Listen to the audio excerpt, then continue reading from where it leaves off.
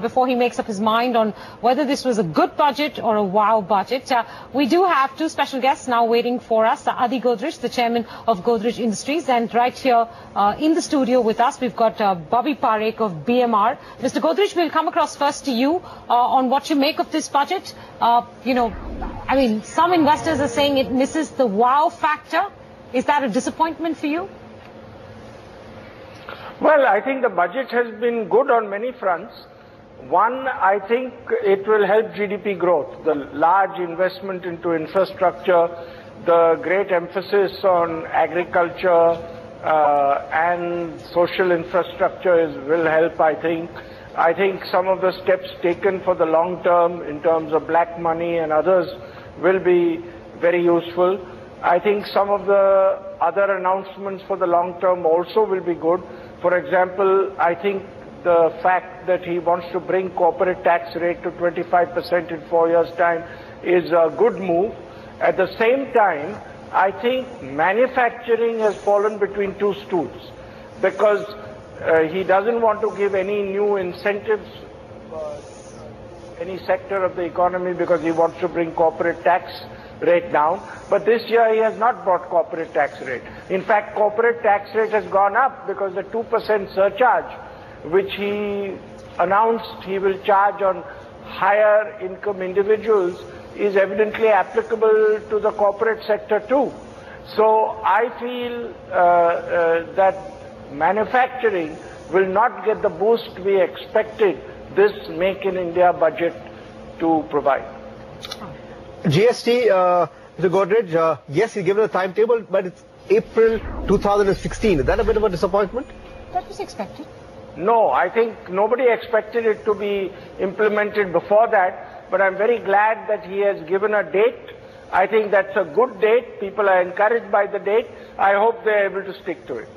Bobby, this is a hard-working budget when it comes to tax, and honestly, we're still going through all the fine print. But a variety of different tax measures outside of the key headline, which is, a reduction in corporate tax rate. Right. Then you've got a bunch of things on, for instance, FPI, MAT, that's been taken care of. You've got wealth tax gone and that surcharge. I won't go through the long list. What stands out most for you? And, on the balance, is it a plus budget for corporate India? So, I think what stands out for me, and again, based on the speech that I've heard and not read the details of, but I think there were a lot of expectations on very specific things that the market had. So, if there were pain points in a variety of different areas, then those pain points seem to have got, many of them seem to have methodically gone and addressed, he seems to have methodically gone and addressed them. So, FPI MAT is actually a thing which came up now, okay? We've had FPIs from 92 FPIs have been investing, but we never had this MAT issue. It popped up now and then it's been dealt with, right? There was AIFs needed a pass-through, it's been sort of dealt with. Risk for private fund managers based here managing foreign money was meant to have been dealt with for many years, has been dealt with. So it's just a bunch of clarifications. So there is, so there were a lot of things which have got cleaned up as a result of that. Including indirect transfers, which haven't been discussed the guard deferral. It's all in the fine print. So it's, so in that sense, I think that, so there were all of these kinds of things which had to happen and they have happened. And therefore it's clear. And I would say... don't sound enthusiastic. No, I would... So you're searching for ways to look happy about this. No, I'm trying to sort of put a bigger sort of unifying sort of thought to it, and which in these individual measures, I think they are in a way consistent with what the government has been saying, that we will do things to make things easier, right? Okay, fine. So it's helping to make things easier in some way or the other. Is it transformational? Maybe not. Yeah. But is it helping things along? Yes, it is. Okay, so it isn't transformational. And Mr. Godrej, I come back to you with this issue of tax. There is an increase in surcharge for FY16, so effective tax rate goes up to 34.6%. We've got excise rates going up. We've got service tax rates going up, of course, to align themselves to GST. But will all of this, combined mean a big pressure on financials for corporate India for FY16? Yes, I think so, because the cut in the corporate tax, which would have come through, has been delayed. So he has not done anything this year, although he has announced that it will be over 4 years. So as I mentioned, many sectors have benefited, especially international investment. All the problems of international investment have been taken care of, which is a very good thing. But I think this boost to manufacturing, which we were expecting in this budget, has not come through. And in fact, as you rightly put it, there are additional taxes on manufacturing. So are you also worried from the consumption side, Mr. Godrej, because consumption demand is slowing? We've had excise duty go up by a very small amount, but albeit it's gone up to, what, 12.5%, I think, from 12%. We were expecting a little more money in the hands of consumers through a possible increase in the slab. He hasn't done that, but of course he's given various other investment exemptions for consumers. Has he done anything for consumption? I think there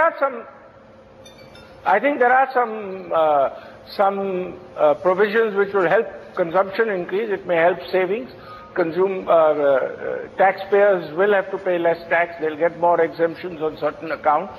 But there were two areas where we were expecting a lot of boost from the budget. One was manufacturing, and the other was residential property, especially affordable housing. I don't see anything on either.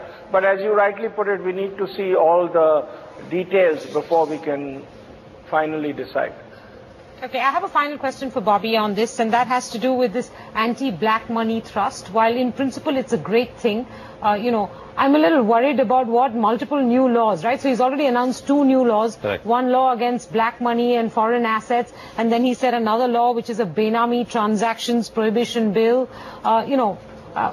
What is this going to mean? I know it's difficult to tell without the fine print, but change things dramatically? So, many of the things that he at least, so one is that I don't know that we necessarily needed new laws. So yeah, I was just wondering, I was hoping you'd say that, because it was always about enforcement. Correct. And information, IT, as opposed to new laws. And if there were some things that if you wanted to add more teeth, you could have done that in the existing laws rather than to have to write a new law, because it just complicates life more than what we need it to be. Also, from many of the things that were said in the speech, I think that a lot of those provisions already exist in the Income Tax Act, right? So you have you have penalty provisions, 100 to 300%. You have prosecution provisions. It's a different matter that prosecution provisions have not been used or not been applied, but they exist. What the Income Tax Act does not allow is, the seizure of assets or the attachment of assets or other assets in lieu of assets which are not disclosed and things like that, which is now being proposed. But I just wonder that whether it needed a new law. How would you rate this budget on 10? I think I still rate it fairly high. I mean, I'd still say 7 or 8 on an overall basis. Mr. Godrej, how would you rate this budget on 10? 8. An 8? Even though the increase in taxes will mean a big financial hit next year for corporate India. Yes. But the GDP growth rate, I expect, will be good as a result of this budget. And many of the issues of international investment have been sorted out. So, yes. All right, gentlemen, we'll leave it there. And I think that problem on manufacturing, the taxes on manufacturing, is a one-year issue. It's 1 year. All right, gentlemen, we'll leave it there. Thank you very much, Mr. Godrej and Bobby, for bearing with us because of the delay. We didn't mean to keep you waiting. But with that, we're going to get to our market guests. We have in studio joining us now Gautam Trivedi and Dharmesh Mehta. Good afternoon, gentlemen. Markets don't like this budget? Gautam? I think the market is only down like 0.5%, which really is neither here nor there. And ITC, obviously, with a 7% weightage on the Nifty, really is the big cause for that. But net, the budgets are positive. I would not be concerned with how much the market's fallen. In fact, the Bank Nifty is now up 500 points, trading at high point of the day. That's big intraday surge on the Bank Nifty. Just see the intraday chart of the Bank Nifty. Look at that. It's a massive surge led by Axis Bank. That's really the big contributor. Dharmesh, you've been tweeting Dream Budget. Dream Budget. Would you, that was, but you also said, I hope he doesn't spoil it at the end. So has he spoiled it? Little bit, I think so. On the infra side, we could have seen much more push. But if you look at it, what markets wanted, I think so he's delivered on that front. Okay. He's not scared the markets away. It's made a more foreign investor-friendly budget. So I think the foreigners will love it. Don't forget that today foreigners are absent in the market. So what are you seeing is more on a low volume and mainly domestics, running this market. Yeah, so it was very stock specific. I expected something on ITC. It hasn't happened. Expected something on housing, so housing stocks are getting... don't forget, ITC is a favorite of the foreigners. Okay. And they are virtually absent today to support this stock. Okay. So maybe if the markets were on, it wouldn't have fallen so much the way it's fallen. Okay, so you don't think the foreigner would read what's happened to ITC negatively? They would, but I'm saying the fall may not be so much. It's not that it would have gone up, but obviously it wouldn't have been fallen in such a huge number. Okay, I'm not going to ask you, but they then obviously would think that this is a good price to buy. Yeah, it's a good price to buy, and overall India is a good price. It's a good thing because everybody were fearing what's going to happen to India post this event. I believe the scare is out of the way, and now we are back to normal, and we are back to going down deep, reading the fine print, what has happened. But on an overall scheme of things, I think it's done a lot of good things which the foreigners would definitely be very happy with. I have a question on earnings. If you were at all concerned about the pickup in earnings, because we've just come out of a fairly horrid earnings period, and then you hear about a surcharge on, that takes your effective corporate tax rate higher. You hear about higher excise. You hear about higher service tax. You get the reasons for all this. You understand the 4-5-year plan. But for the next 12 months, this is going to impinge on, corporate India's financials. Does that then change your outlook for when you'll see a pickup in earnings? Or is it very marginal at the periphery, and the big story really is demand, which this budget doesn't really do anything against or for? Well, I think so. The earnings, that impact is not going to be that high. And anyways, people were not buying the market for this year earnings or next year. They're basically now buying 1 year down or 2 years down the line. But you have to adjust your earnings expectation based on what taxes do, But does this impact in a big way? But also people are buying that this can revive some growth.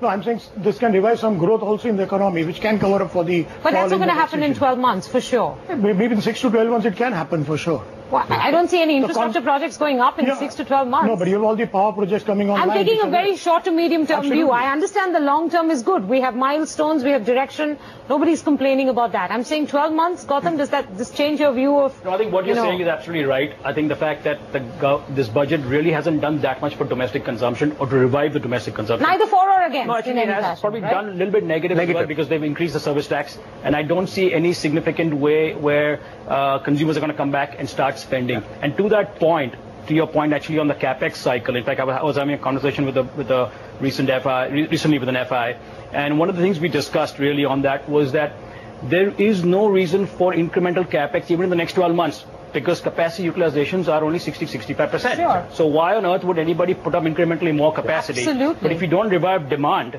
and bring the consumers back in the market, which is not going to, so that, to your point, that's I think that... That's a problem that plays in India as well. But I think, again, I'm not disagreeing with you, but the short-term view is that. The long-term view, though, within... I get the long-term view. I'm saying your earnings expectation for FY16, does that change in any way because of what's happened today? No, it does not. And therefore your expectations of where markets will head? It does not. It does not. But I still think there's a strong, I guess, there's no link, should I say, between earnings and the way the market's going up, because it's money flow, it's an avalanche of money from foreigners and domestics, and that's going to keep continuing. I don't see any slowdown in that. Okay. Don't forget, the markets can re-rate. So it's not earnings going up. The PE may go up. Yeah. Okay. I think it's a PE re-rating story rather than an earnings rating. And that's been happening for some time. This is a re-rating story, not a growth story. Exactly. And the fear was that a re-rating story can be easily derailed. That's right. Does this budget set aside that fear at least? Completely. I don't suppose there is any chance of people fearing that the story will be derated and India should be going down on the PE front. Okay. In fact, whatever it does,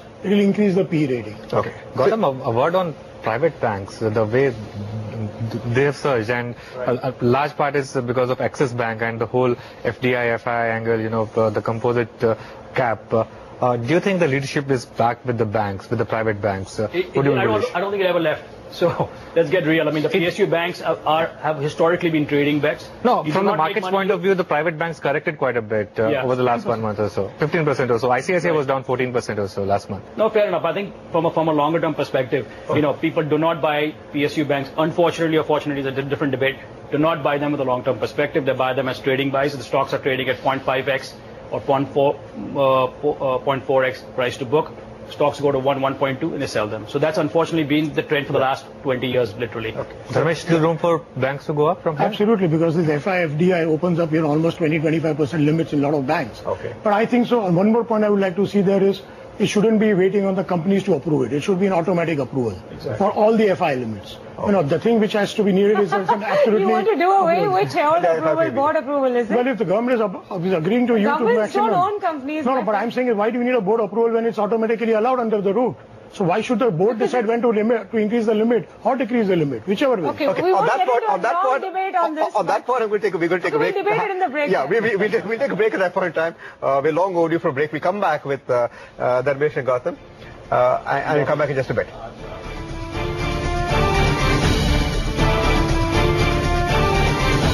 Budget coverage live on CNBC TV 18. First in business worldwide. 15, the Make in India budget, co-presented by SBI.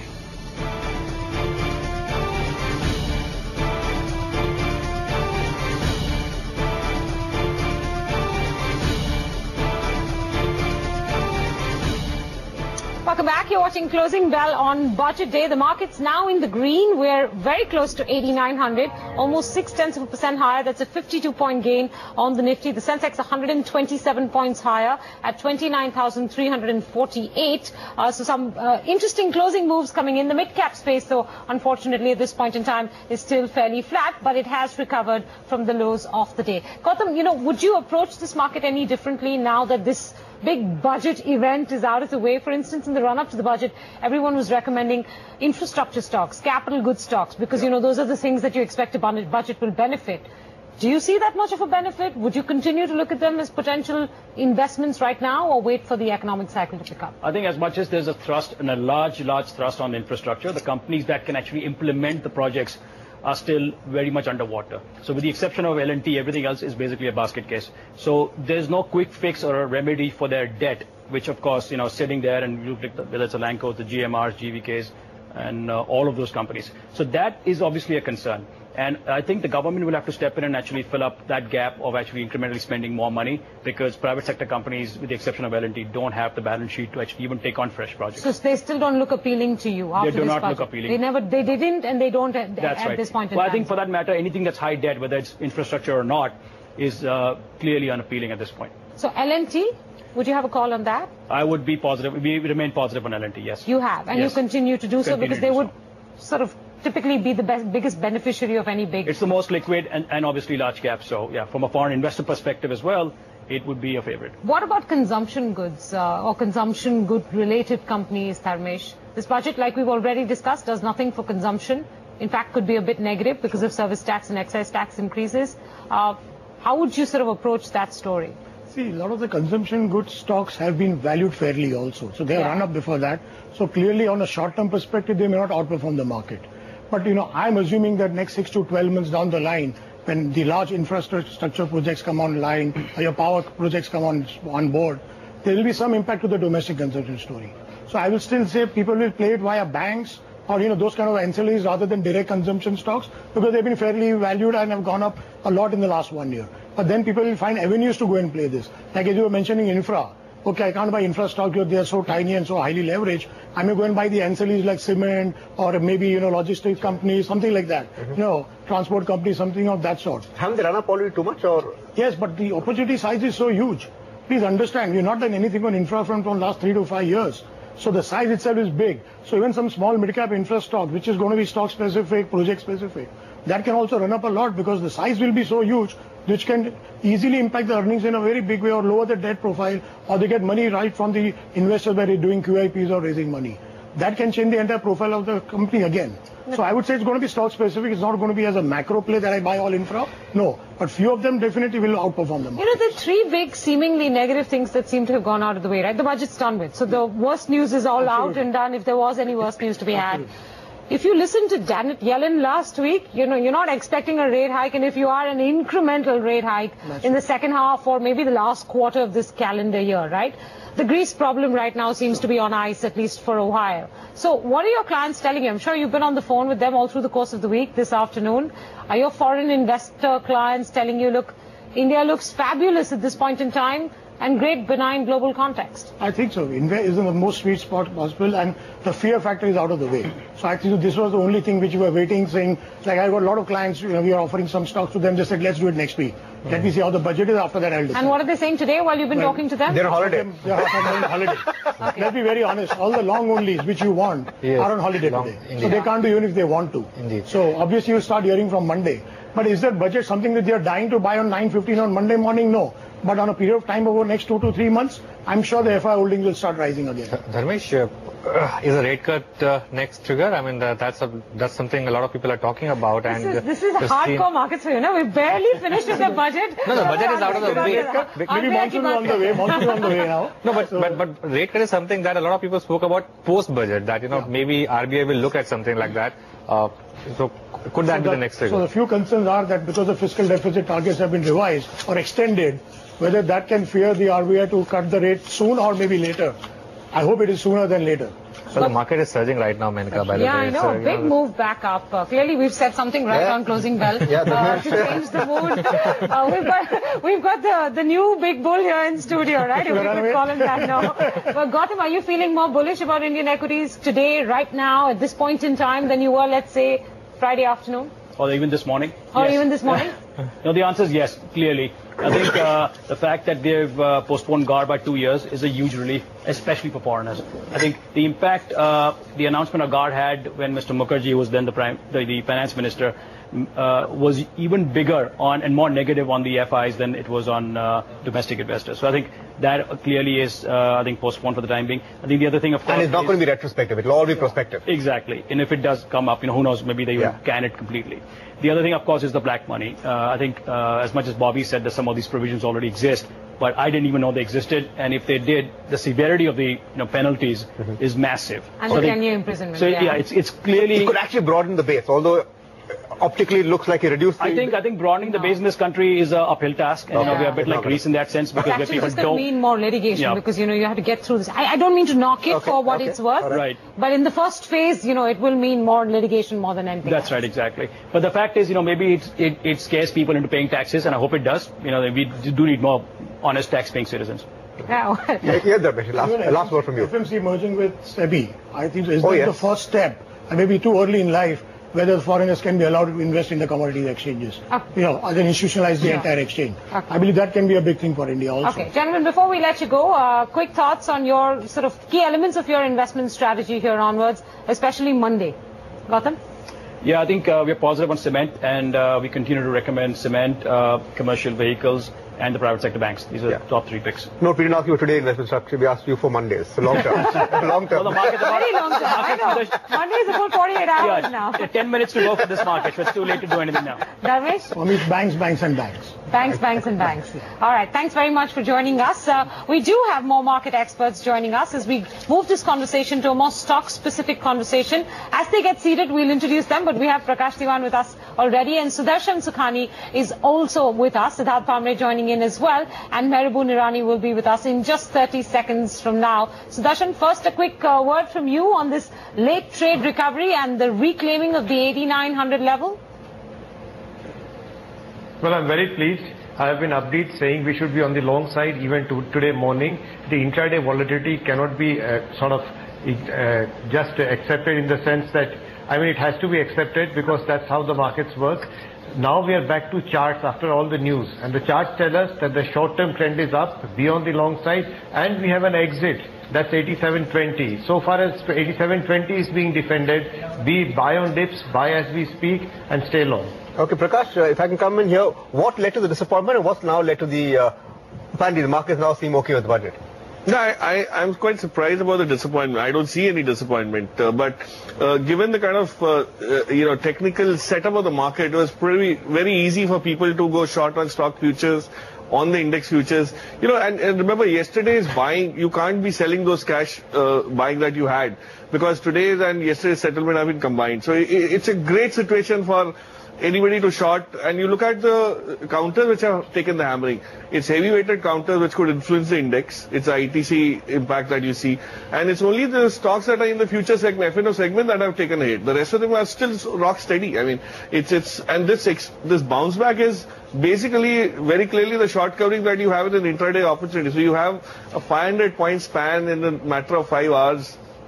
People are still confused. Everybody is talking about the implications and the fine print, and couldn't have been a better situation than that.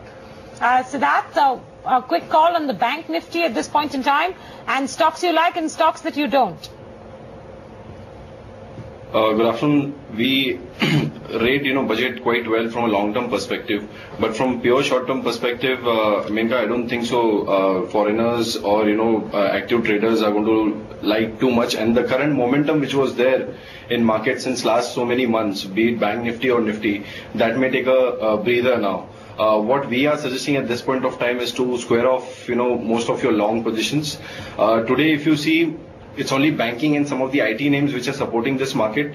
I agree that FIs may not be there in this market, but if you look at today's FIs figure, there would be substantial activity, and there would be some proxy FIs who are allowing this market to stabilize at higher levels. So on Monday, FIs who are mainly long in this market can unwind their some long position at respectable levels and move out of this market. When I say move out of this market, I am not saying a sharp correction, but I still feel that 8950, 9000, these are strong resistance. This is strong resistance zone, and it would take a lot of time for us to breach this resistance level. So stay light. Bank Nifty, I would suggest to square off long positions now. Axis Bank, because of this FI FDI merging thing, has gone up. But otherwise, I don't see other banking stocks to any reason to do so well. So I would probably initiate some short positions in Bank Nifty at higher levels, square off my Nifty long positions. Okay, Melbourne, hi, good afternoon. First, what's your call on the budget and the market now? And secondly, what's a better call, to buy ITC at 8% lower or to buy Axis Bank at 7% higher in momentum? I would say first part of the question is that I think markets look good to me. Budget is out of the way and the budget has done no harm. I think what we are seeing today is usual volatility which you see on a budget day, and especially with the bigger players out of the picture today being a Saturday. The real picture will be known on Monday. My gut feel is we'll see a higher opening, my gut feel. If not a higher opening, will be higher hopefully by the end of next week further. And today's fall, which was there, and today's rise which is there, is despite ITC being down. ITC 8% lower. I'm a strong believer that volumes don't get impacted much. But if you see the last 5 quarters, volumes have taken a hit. So I think this particular hike which has happened in ITC, which is a 16% weighted hike, I think is definitely negative, which will affect volumes further. At 390, 400, ITC was anyway an expensive stock. I don't think it's going to attract my attention, at least in the time it comes to around 310, 320. Because what we have seen over the last 3-4 years is that ITC was a defensive bet. Now, I don't think most of the investors need any defensive bet right now. There are much more sexier things in the market to go and buy. Why should I go and buy ITC? And even if I want to buy something like a defensive bet, there are better defensive bets available at the valuations at which they are vis-a-vis ITC. So ITC relatively is still a little bit expensive. There could be some downgrades coming, especially because of the volume fall which can happen because of the excess duty hike. So all said and done, 350, 360 is not a price at which I would recommend ITC. There are better things available in the market. That's very different to ITC. I really wouldn't be surprised, if Monday morning FIs come and start buying ITC. Of course, it sounds very contrarian within seconds of Melbourne's view, but the reason is very simple. ITC, we are expecting it to be impacted significantly with this excise hike. Nowhere in the world smoking comes down because of price hikes. I mean, pricing is the least of the concerns for most smokers. But there hasn't been, there's been a trend in the last few. Yeah, but the diversification that they are working on very actively to get into other revenue streams is somewhere going to start balancing this off. So you can't expect this to be a one-sided thing forever. So I'm sure ITC itself is aware of what issues it faces more than all of us put together.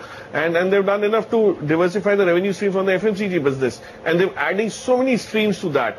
Inorganically so and more actively so. So I think it's going to be a great opportunity to get into at these levels, which is more sentimental than anything else. But I think Anuja's question was relative ITC or something else. Axis Bank, that's right, yeah.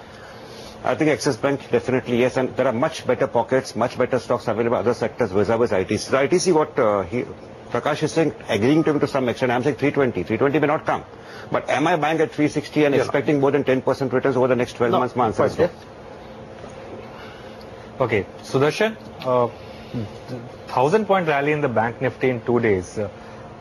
Is it going back to all-time highs? Because if it does, there's still quite a bit of room available for traders.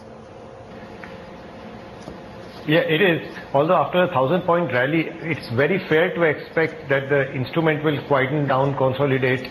So there's no rush to buy the Bank Nifty today. But the sense is the strong momentum is that it's going to cross 20,800, going higher, which is the all-time highs we are talking about. Next week will give us many opportunities to enter.